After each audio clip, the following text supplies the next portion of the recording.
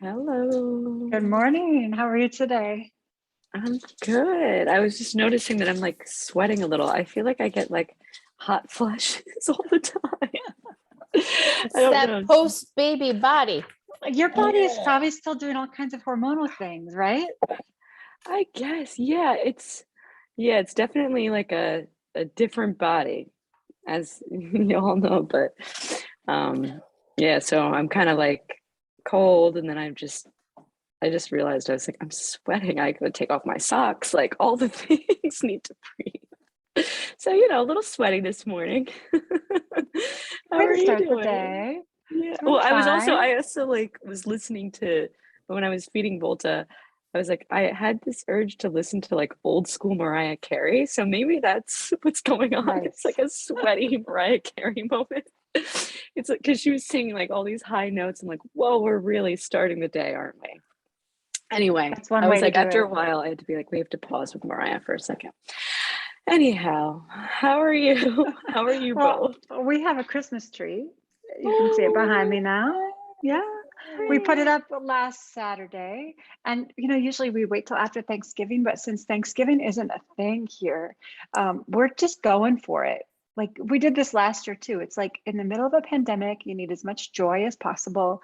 We all need some twinkly lights, like bring on the holidays early. So that feels nice. Rachel, for the first time ever, the Jewish girl put up twinkly lights, my Wow. whole front yard. And so, you know, Hanukkah is all about like kindling light in the midst of darkness. I mean, there's so many ways to justify it. It felt a little weird, but it's so beautiful. Every time I walk outside at 4 o'clock in the afternoon and it's pitch And dark it's already, dark. I'm like, oh, it really brings joy. And it catches you in that moment, right? And you Right, respond, oh, like I don't know right, what it is, but did you right. do all white lights? Oh, Because that's a little more with Hanukkah like, friendly. yes, with like a Yeah, bluish tint. So yeah, all good. white, and they're so pretty. I'll take a picture. I Yeah, was actually please. going to submit it for joy, Oh, great for the idea. joy thing. I mean, it like literally, it just makes me happy. Hmm. We could It's all amazing use. what a palpable difference it makes. Even just having this in the living room and we walk out in the morning and Duke flips it on and it's like, Yeah. okay, I hear Volta. Yeah, he's in it's kind of like a big room. That's why I got the sheet. Walter's in the back room with his dad. Cool. Well, Hanging. I want to be mindful of time because we really want to actually finish this lesson today because this is the end of lesson 4. And if we can finish it all today, then we have a 2-week break because of Thanksgiving next week. So it's a good opportunity to, complete this lesson and then we can start fresh on the next one. So I trust that Mike is going to pop in when he's able. I'm going to just start sharing.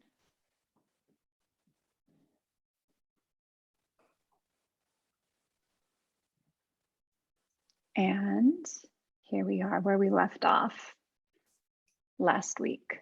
And I'm not sure if everybody saw Sean's email, but he wrote that he has a 9 a.m.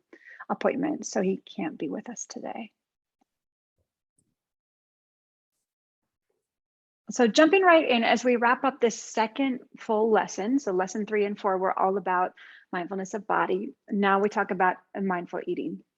And so this becomes yet another way of infusing our day with mindful opportunities. So it's not just that we sit for 15 minutes on a cushion and that's our practice, but as we get to know this practice more deeply, we can kind of build it into everything we do. So something we talked about very briefly last week was, how do you usually tend to eat?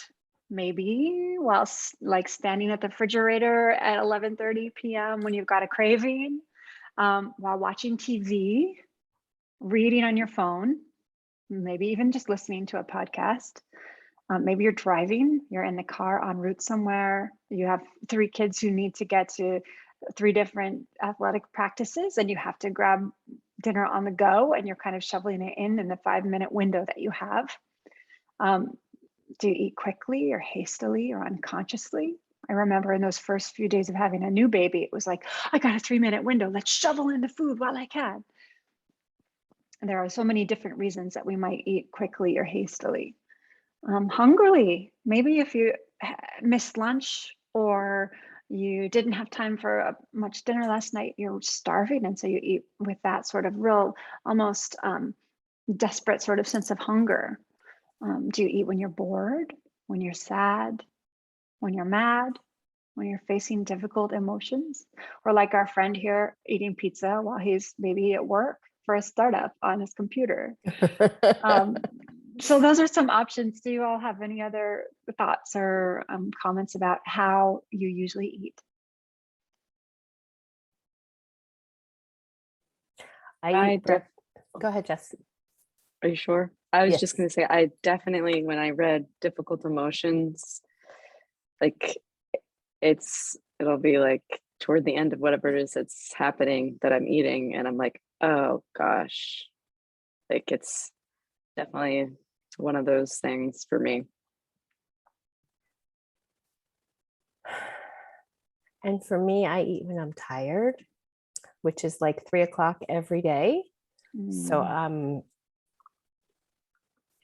it's either like nap or sugar, and some days you can't nap, so it's the cookies. And actually, Rachel, your post yesterday reminded me that I can't have afternoon meetings, and I just need to say no. Great. That Yeah, like there's it a was window to block off in your calendar, right? It's not Yes. an option. Right. Yep. It was a beautiful post. I really appreciated it. Thank you. Thank you. Well, I mean, it's all inspired by what Bishop Trisha is doing with the NAP ministry. And even like right now, she's on a 1-month Sabbath. So she's quiet on social media. She's not responding to emails. Like, it's amazing how intentional she is. And I think how radical it feels for a lot of us to try to be intentional that way too. And to feel like we have that permission. Here's Mike. I'm just going to let him in. And I totally agree. I spent many years of my life, if I was mad, eating the madness, or if I was sad, eating the sadness, because I didn't have the tools, I think, or feel free to share the anger, especially as a good Christian daughter. But same for sadness. And that has made me really conscious of how I raise a child in a home where hopefully there's lots of space to speak our feelings, rather than, I think a lot of us probably end up eating our feelings more often than we realize. And it's pretty normal. I'm going to pause there to say welcome to Mike, and Sarah just popped on again too. So glad you're back. And I loved your email about not getting eaten or frozen. Yes. It was a success all around on both. Yeah. If both of those measures are success metrics, I was okay. Great. So when did you go back to work? Monday. Okay, so you're a few days back into the culture shock. Yes. And do you feel like you've integrated, or you're still processing? Not yet integrated. Yeah. Yeah. Yep. Take your time. I was thinking of you actually as I was preparing for this session, thinking, I bet you have some really interesting perspectives on mindful eating after doing what you've just done. I mean, out in the wilds of Eastern Wyoming, you're not going to be watching TV while you're shoveling in a takeout. So I survived entirely on dehydrated food for that time. And it is interesting because it was so cold. I had to boil water from inside my tent.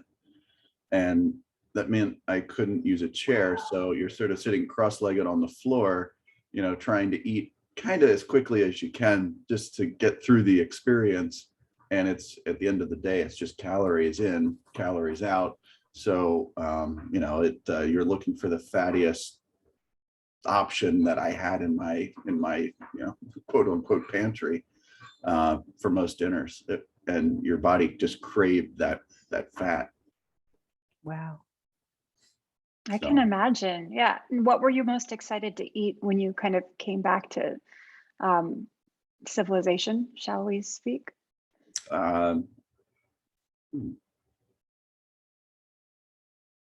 Like, was there a meal you were craving as you were out there heating up your dehydrated food? I mean, I had a bison steak when I came home, and that was nice. and with actual greens. because the greens don't travel so well in there. So there were very few veggies while I was out. It was mostly carbs and protein. So yeah, actually, I really craved a salad. Wow. It's such a good reminder of how seasonally we don't really eat anymore because of the capacity to ship food across national borders. That, maybe our bodies did several hundred years ago, they got used to eating turnips and carrots at this time of year, but now we're accustomed to having an avocado or a nice green salad. Yeah, it was just, yeah, something that wasn't starch or protein only, I think is really where it was just maybe it could have even just been texture, that didn't come from I couldn't even put it on a plate. So you're eating from a bag essentially. So I think the process of sitting and eating a meal seated at a table from a plate using silverware was oddly, that was really appealing.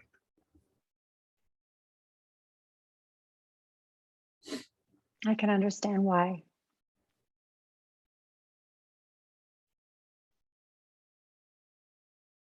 Sarah, did you have anything you want to toss in here about how you usually eat? We just threw out a few examples of what it might be common for lots of folks. Yeah, I'm sorry. I was listening from the car. It was one of those mornings. Um, I noticed that I have to really intentionally slow down. Um, I don't like I don't yeah, I have to slow down. It's typically a task I want to just like get through, Hmm. um, because I think there's other like more important things to do. Even at the dinner table, which is really like we have dinner as a family every night. Um, and even that, like I have to like slow down. So I'm not the first one sitting with an empty plate, waiting to like get up and like check on whatever. So it's been like a lifelong, well, maybe not lifelong, but definitely like early teens is when my like relationship to food kind of shifted, and that I became aware of anyway. So it really it's been um, it hasn't been like people that are like, oh, I live to eat, or like people who just like my husband Josh is like, he loves cooking, he loves the whole sensory experience, and I just want it to like I just want to like get it out of the way. Over.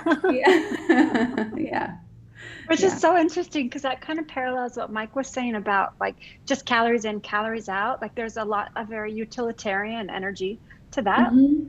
And I'm Yeah. thinking about, a week from today is this whole cultural holiday that is structured around the joy of sharing food with one another, of Right. like breaking bread together and sitting and eating together, and all of the feelings that and the pleasure that supposedly comes with that. But I posted something on our Studio B Instagram today about how to respond to potentially triggering or tricky Thanksgiving conversations about food and bodies and diets and things like Mm. that.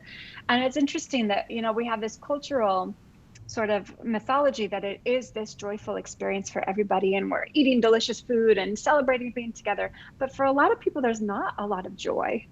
Right. And maybe that's Thanksgiving, but maybe it's, in general, in terms of our experiences with food and Oh, celebration. I think I fall into that category. I don't really, I eat for sustenance. That's not to say I don't enjoy certain food or certainly certain company. I think it's more of a social experience. Yeah. But if I had really good company and that meal came from a box or a can, I wouldn't, I'd still have the same smile on my face because I was able to share that with somebody that I cared about. So I it's the think, people you're with rather Yes. than the actual content of the meal itself. Yeah. yeah, I think like the social element helps, like, cause like everyone's like, I do appreciate the like social like bonding that takes place over sharing a meal. Um, I think it's especially when I'm by myself, like particularly that like the day they're like take this supplement and you will have like your like all your nutritional needs met. I'm like I'm in. Like pop it in, move on. I feel like some people feel that way about sleep, you know, like if there was a way to like skip sleep, they would do it. Um, and I acknowledge that there's just like emotional like components and like historical Sarah stuff involved in where I am at today. But yeah, I'm feeling like a lot coming up right now. I feel like I'm in an IFS session. It's so My parts are being complicated. activated right now.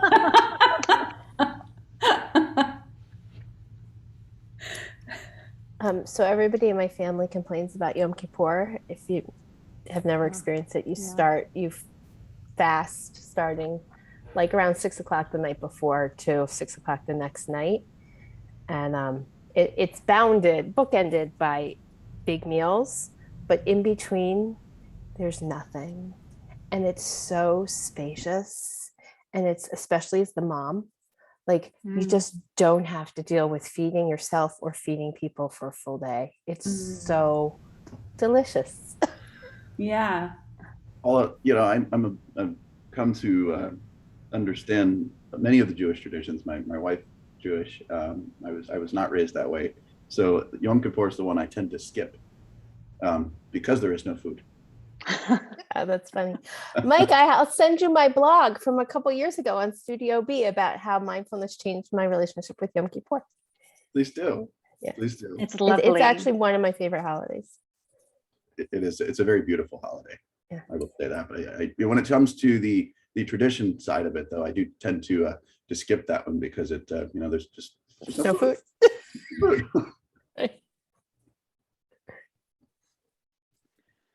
Well, we're going to move along to make sure we have time to finish this. But the benefits of mindful eating as a practice, these are just a few that you might notice. You have increased awareness. You might have better digestion. It might be a better eating experience as we're totally tuned in. I would argue too that it might be a more difficult or complicated eating experience if some different layers of your parts show up there. We might have increased gratitude for what is before us and how it got there. We tend to eat less when we eat mindfully. So maybe another way of saying that, because I don't think it's better to eat more or less, but maybe it's we listen more clearly to our bodies and how much food they need. And we tend to make more intentional choices when we eat mindfully. Maybe even asking ourselves, is what I'm about to consume contributing to or taking from my peace? Is it making me feel better or making me feel worse? Will this harm my body or heal my body? So after many weeks of excited anticipation, we're finally going to eat our citrus. Does everybody have some variation of an orange? No lemons? No lemons. We just go grab one. I didn't know which one we were going to start with. I'll be right there. Cool, no problem.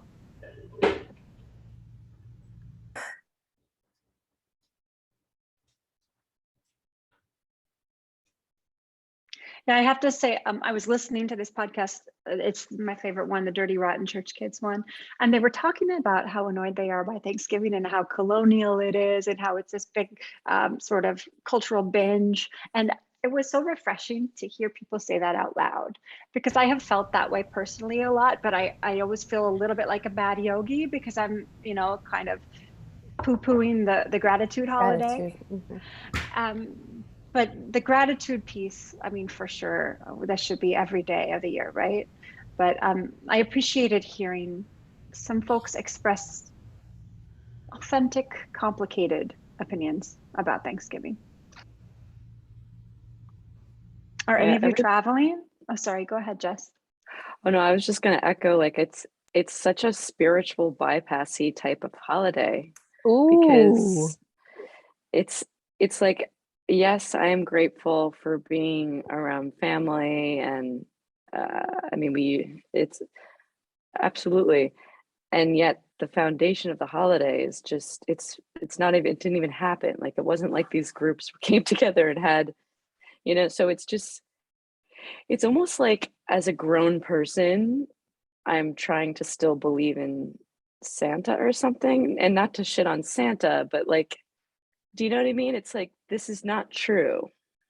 So why am I still not the innocent belief of it, or like the sweetness of, do you, it's so, yeah, it's just weird. It's so complicated. It's such a, like, how are we getting a pass with this? Like, how am I not going to bring up like the fact that there's this really weird thing, elephant in the room? It's just so weird.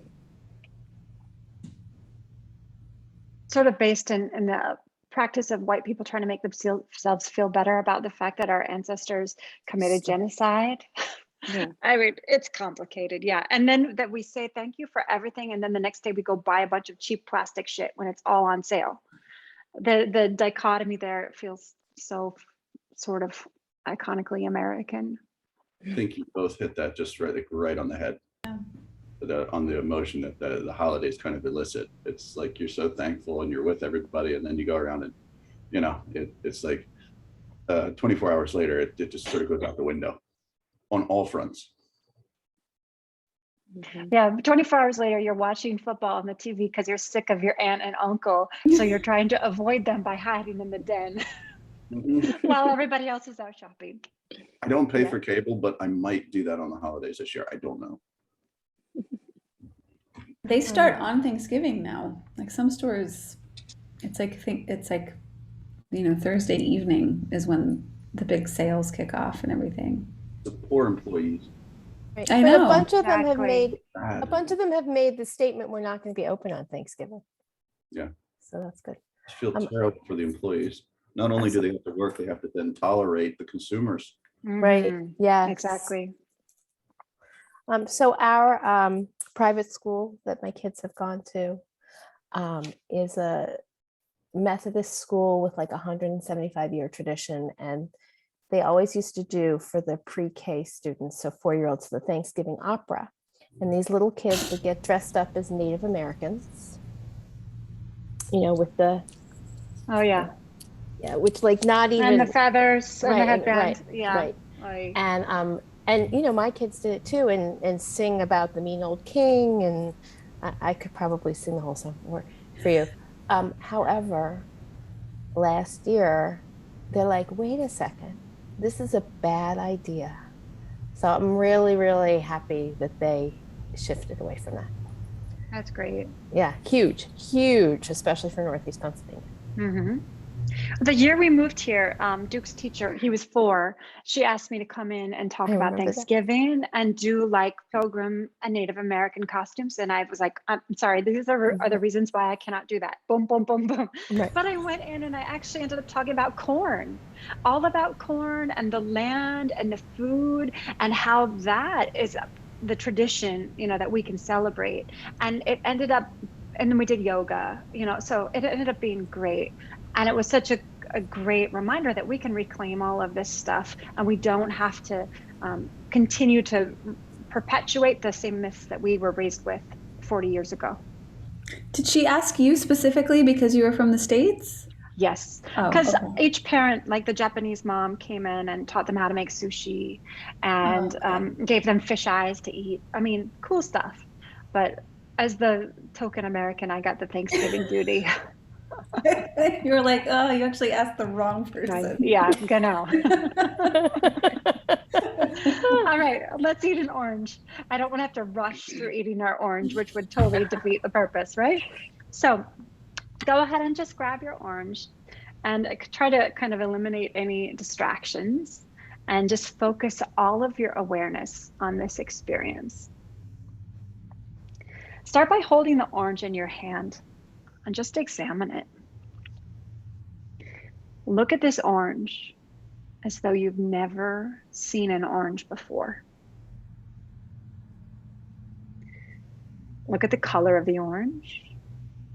Feel the texture of the orange.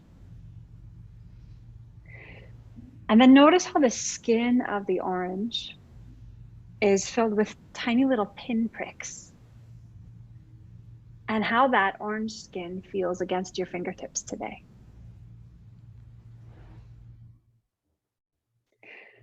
I'll put the orange up to your nose and smell the aroma of the orange.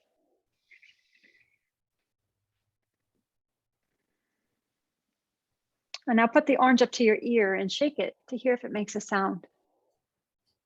We hope not. Yeah. Keeping the orange to your ear, now gently squeeze the orange with your hand and notice if you hear any sound from the inside of the orange.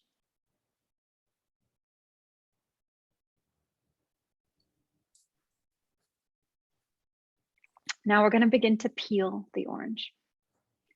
So as you begin to peel the orange, notice the sound it makes as you peel it.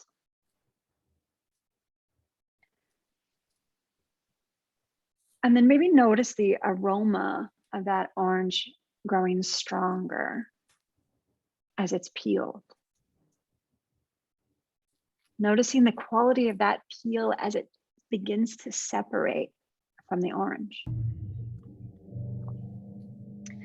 If the juice of the orange drips while you're starting to peel it, feel it with your fingertips. Now, just notice here, does it feel warm or cold? Is the texture sticky or watery?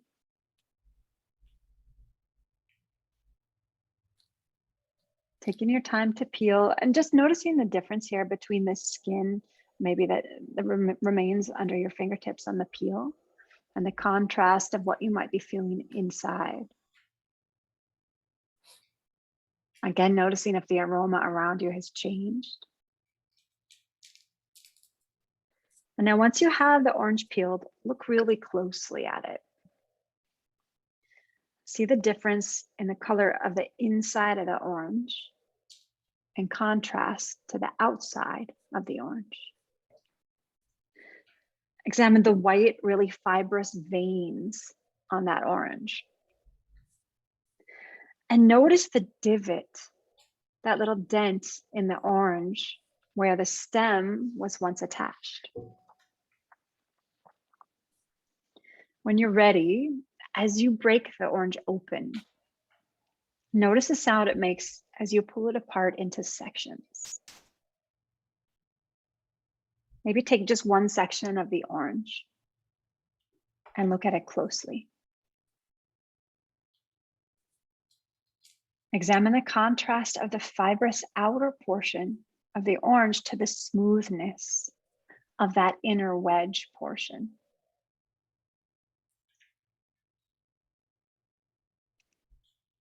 And now as you begin to break the section of the orange open, that little guy, the crescent, watch the spray of juice. See if anything sprays out. Notice the individual little pulps within the orange section brimming with juice. Slowly bring the orange piece to your mouth and just notice how your mouth begins to water in anticipation and how your hand leads your arm to your mouth. Gently place the orange in your mouth, letting it lie on your tongue first without taking a bite, exploring the feel of the orange in your mouth. Now, when you're ready, bite down on the orange and notice the taste of the orange. Slowly begin to chew the orange and maybe notice which side of the mouth it goes to as you chew. Is this your default side? Just notice. Feel how the texture and the consistency of the orange changes as you chew it. Now, when you're ready to swallow this orange, be conscious of the act of swallowing. Try to feel the sensations of swallowing the orange as it moves down your throat and into your stomach.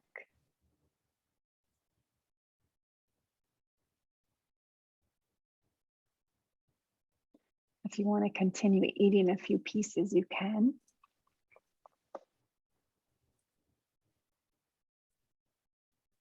But if you have any thoughts at this point, I'm wondering how that showed up in your body and your mind. If there's anything in particular you noticed about the orange with your senses during this exercise.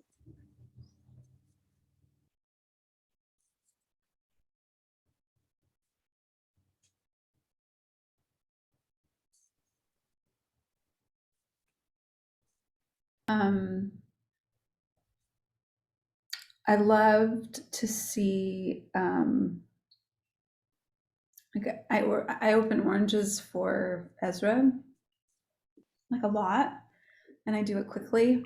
But slowing down and seeing, especially the skin when it releases, it like sprays when you peel like the oil of the skin as it sprays, and how aromatic that was.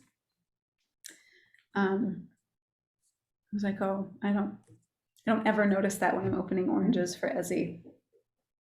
And I also noticed that when I was like fine being on camera the whole time, like going through everything, but there was something very like vulnerable about putting the piece to my mouth, where I suddenly was like, oh, maybe I should go off camera for this part. Like it gave me like a yeah, I'm not sure exactly what was coming up, but I did suddenly feel like more vulnerable, and like it was more like it was private or something. Turn my camera off too. Yeah, me too. I noticed that. I wonder what it is that's at the intimacy there, because it definitely does feel intimate. And it makes me think of all the meetings we have over lunchtime when Jen or Sarah will say, I'm eating right now, so I'm going to turn off my camera. And it's almost this natural, and I do the same thing, this natural desire to kind of preserve that intimacy somehow. That's really interesting. That's very interesting. That we all did that and didn't ask, didn't try to apologize to the group. It was just, no, I'm going to turn this off. I'm eating. That's very interesting.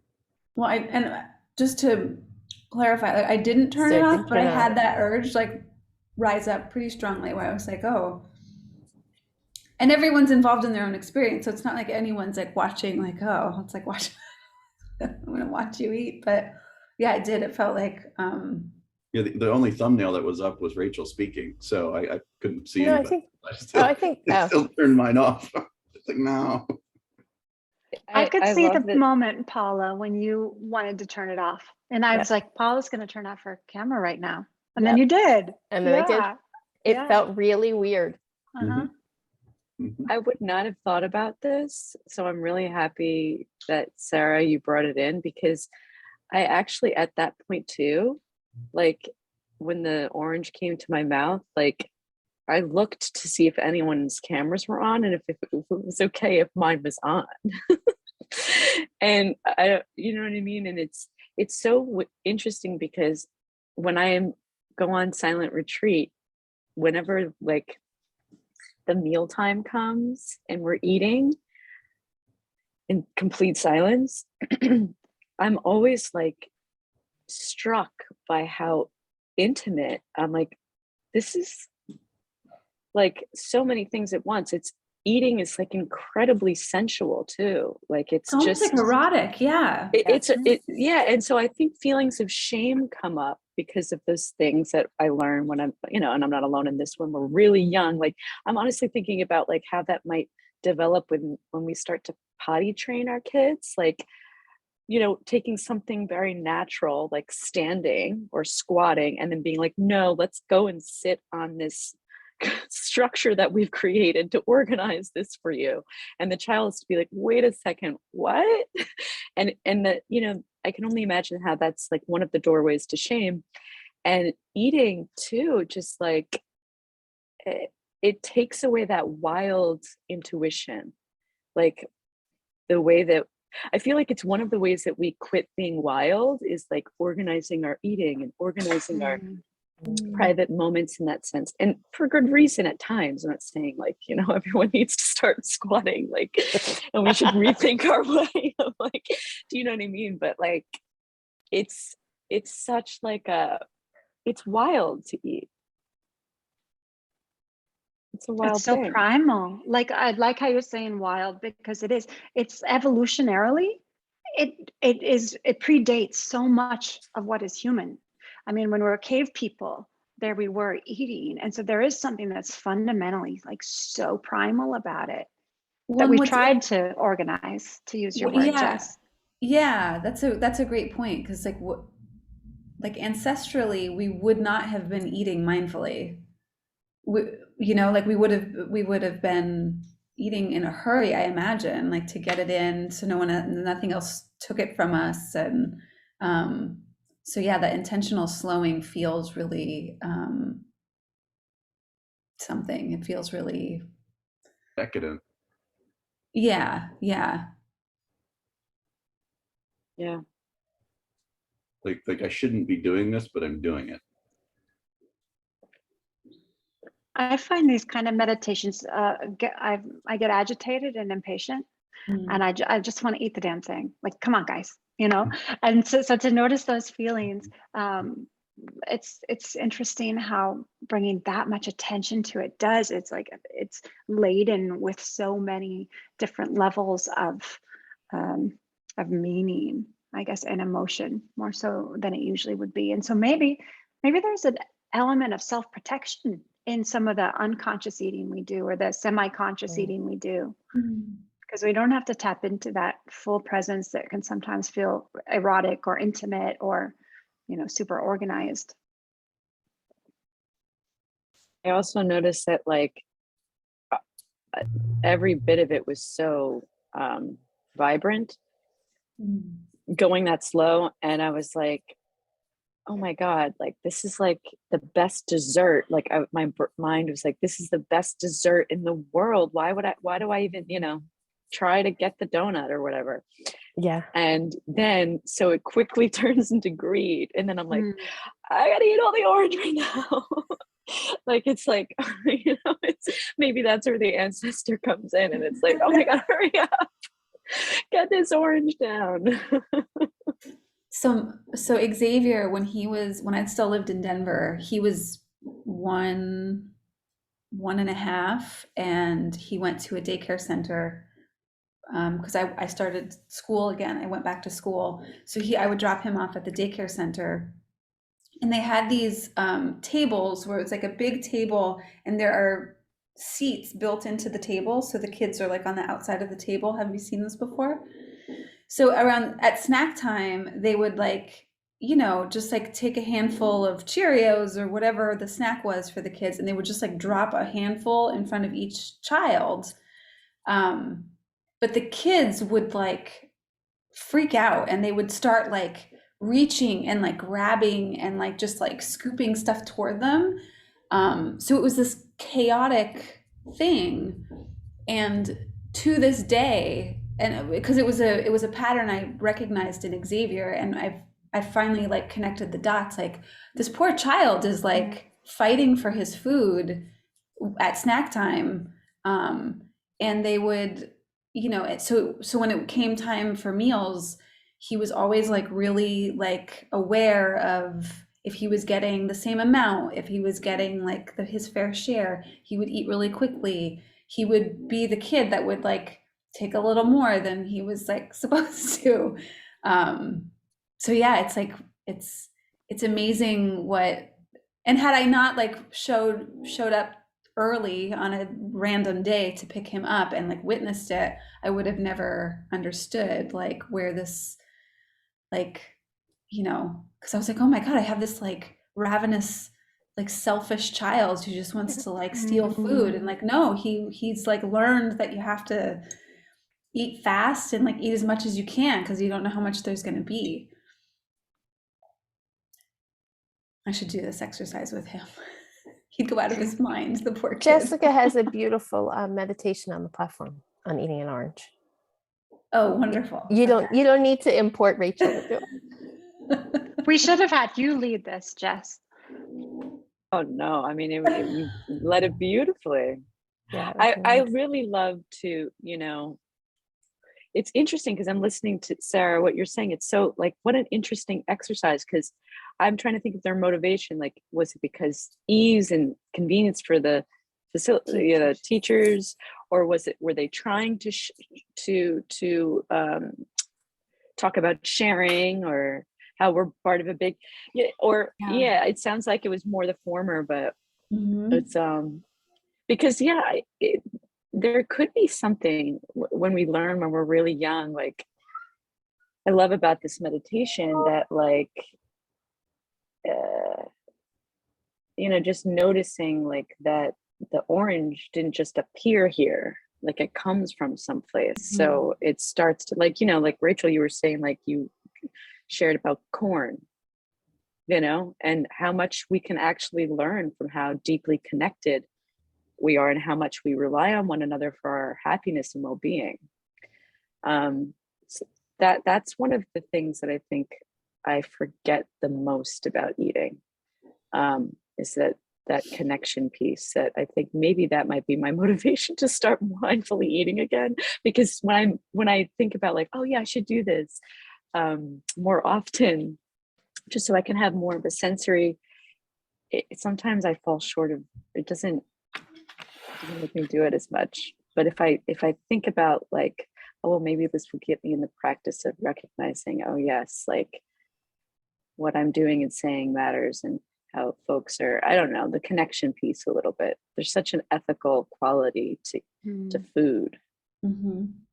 And on that note, if I did this again, I would incorporate more about the source of this orange, because right now it's late November. I'm guessing nobody grew this orange in their neighborhood, because none of us live in a tropical neighborhood.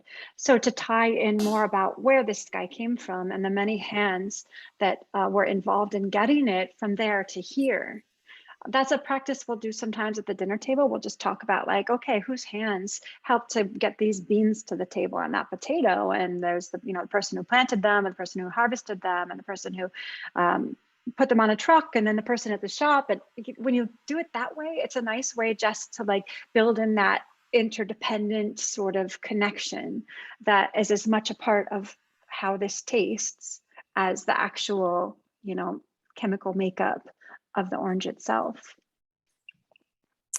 I don't always believe in God, but oranges make me believe there's a God, because it's just like perfectly packaged and it's good for you and it grows on trees. I mean, that's just a miracle. It didn't just show up there on its own. Yeah. Yeah. Yeah. When we lived in California, we had a plum tree, and it was a surprise. We were renting this house, and all of a sudden in the spring, the tree in the backyard started just exploding plums. And Duke was about 1.5, so we would go out with a big bowl and just pick them. And we had so many, I would take them to my yoga classes, and it was a hot, sweaty vinyasa. So they would walk out totally drenched and then grab a plum as they walked out. And it was so cool to see their faces, because they were so hungry and so thirsty after 90 minutes of sweating. And then to bite into that sweet, juicy plum felt just like a gift. And for us, I just couldn't get over, like, I didn't do anything to get this, but this tree over here is just like vomiting plums at us. And look at how abundant the earth is. And somebody planted this, you know, 40 years ago. And here I am with my kid, it's completely benefiting from it. And it was the first time I think we've really had fruit trees that I was just blown away by that sense of the wonder and the miracle of the way that food grows on a tree. Plants are masters at trying to ensure that they reproduce. They're Yeah. very enticing. Mhm. They're incredible. Did the scent of this orange take you back to any particular time in your life? Or do you have a memory that's associated with it? Sports, like young sports, you know, like halftime, it's like oranges, and I'm like, Yeah. "Ah." Like, this is the only time I like being here. Snack break. That's a great one.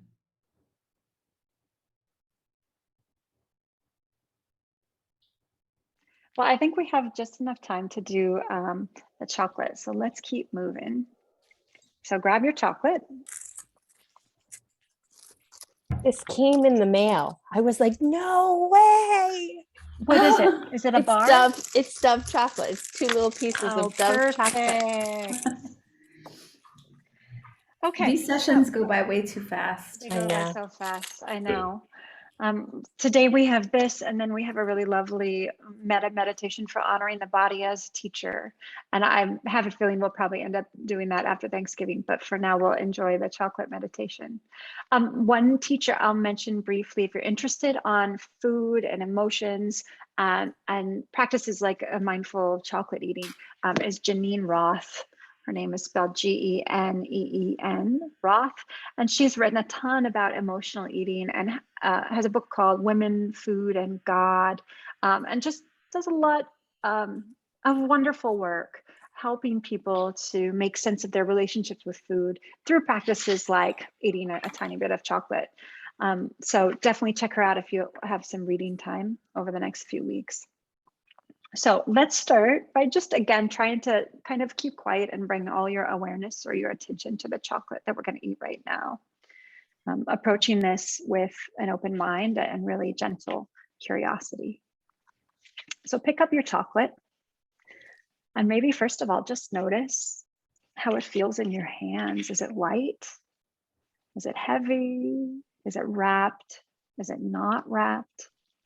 Whatever the case might be, just notice. Melting.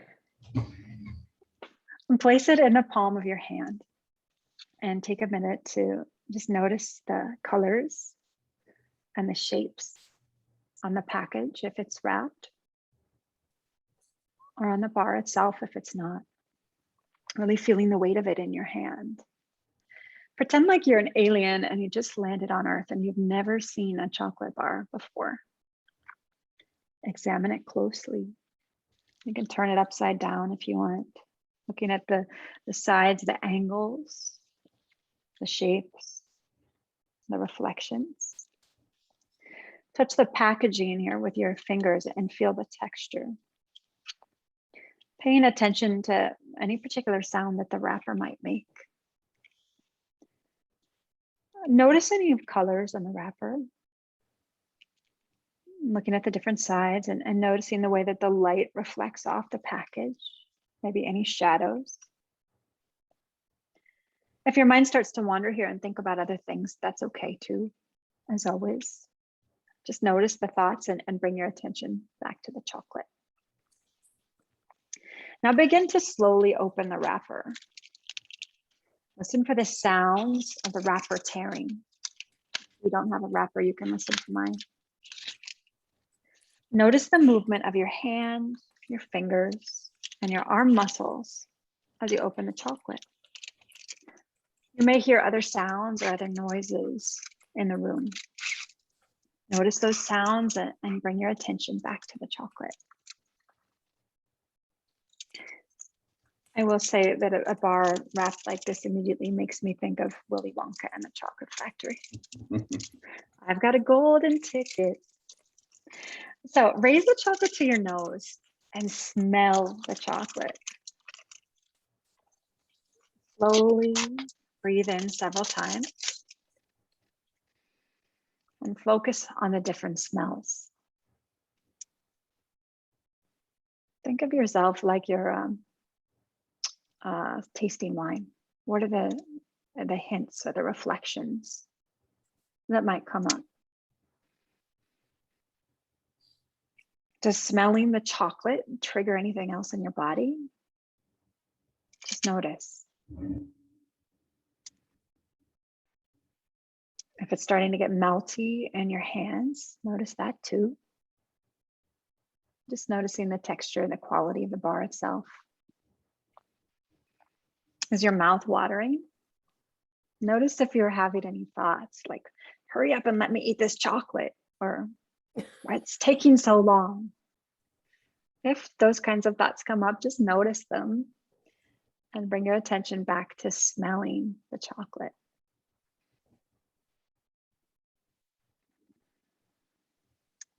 Now slowly take a small bite of the chocolate, but don't yet chew it or swallow it. Notice the feeling and the taste of the chocolate in your mouth, the actions of your teeth. How does it feel as it melts? Notice the taste and any sensations that might be on your tongue. Maybe move the chocolate around in your mouth a little bit. Try to notice the moment where you feel like you want to swallow it. And now slowly swallow the chocolate, focusing on the sensations. And then notice any lingering tastes or sensations. Do you want to eat more?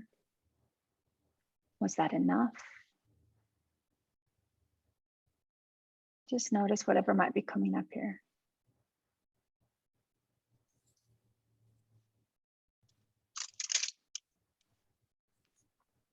So how is this different from your normal way of eating chocolate? Far slower. It's usually, like dump, throw. Yeah, exactly. I do have to share that there's a message inside my Dove chocolate. Wow, what does it And say? it says, keep life moving forward. Looking backward is only for time travelers. And it's from Rachel in Washington. I didn't think the quote was actually that appropriate, but the fact that it's by Rachel in Washington, I thought was Washington. really cool. Yeah. Would you have read that on a normal day when you were eating a chocolate bar? I always read them, yes. But I was definitely the let me eat the damn chocolate already, Rachel. Oh yeah, person. I know. It's so irritating. Did you all have a different kind of chocolate, like a milk or dark chocolate? Was it sort of your favorite go-to, or was it different? What did the flavor feel like for you?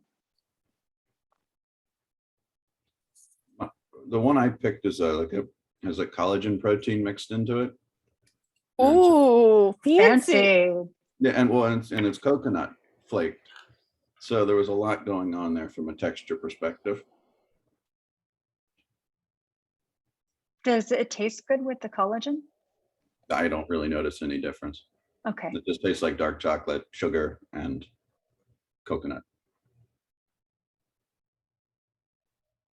Mine was a free trial of Dove Super Dark, which I've never had before. Mm. And it was very rich. It was very dark. Bitter with the dark?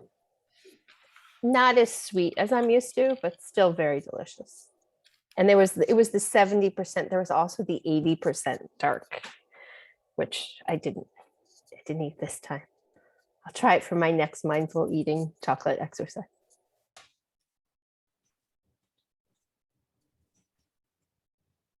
My I had just like a Lindt. This was 70%. Swiss. That's Swiss. Swiss. Yeah. The factory's in Zurich. Actually, Oh, yeah. cool. They have like Awesome. a 2-floor level chocolate fountain.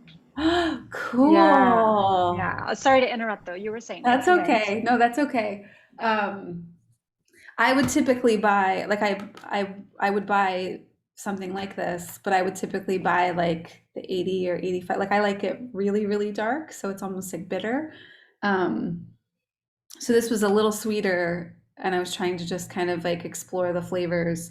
But I was thinking about my dad too. I was thinking my because he drives trucks, so he's on the road at night, so he has to eat his lunch while he's driving. But my mom packs like a little chocolate square for him every night. So I was thinking about like him, and he's like a super like he would love this class, like he would like love it. He gardens, and he's just like a very thoughtful guy. So it was like nice to feel connected to like how I imagine him eating the chocolate in his truck in the middle of the night. Mm. Yeah.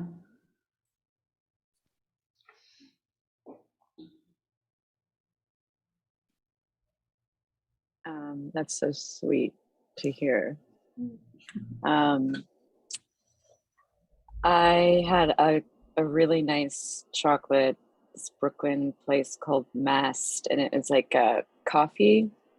And when I Mm. smelled it, um, I felt like I don't know, it was like a mixture of a visual and just the feeling of like my chest area kind of being like pulled up, like coffee would do a little bit. Mm. And I noticed, I was like, oh, my mind started to associate that feeling with like getting stuff done.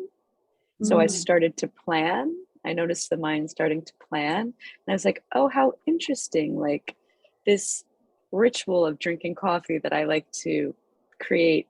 The story that I tell myself is that it's sacred and holy. It's my moment, Oh, before I get, and it is.